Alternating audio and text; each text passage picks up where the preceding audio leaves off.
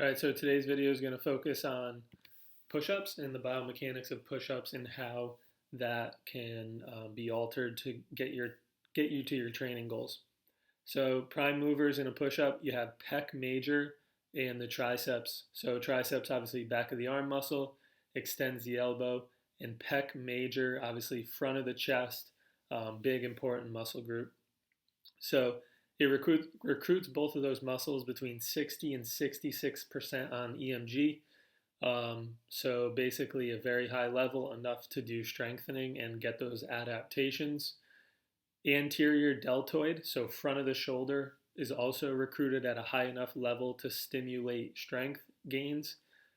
Also, other muscles involved are trapezius, or the upper trap, and the serratus anterior. Serratus anterior and upper trap are very important in baseball players and softball players.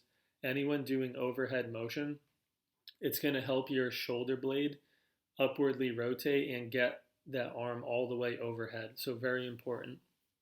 Some other things that were found in the push up research are a normal push up is 70 to 75% body weight relative load.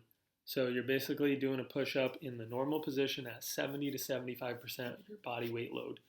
A kneeling push-up is 54 to 62% of your body weight load. So it reduces the activity of that pec and triceps and also decreases the need to use your core as much. So less core recruitment. Some other training implications were doing push-ups fast are the best way to recruit a high level of muscle activity. And this can improve rate of force development. It can really stimulate more gains.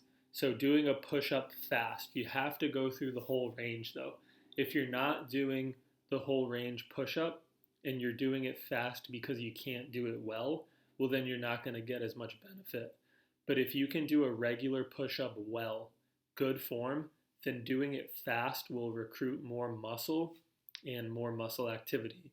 So you'll have more improvement and more gains as a result. So those are some important things to remember when doing your push-ups. Some other important aspects to consider are that it has very high core activity. So high rectus abdominis, the front ab muscles, and high oblique activity. So it can be a core strengthening or core stability activity because it does recruit the core at similar levels to traditional core exercises. And that's been studied as well in the research. So the push-up is working the core similar to traditional core exercises. A lot of people forget that.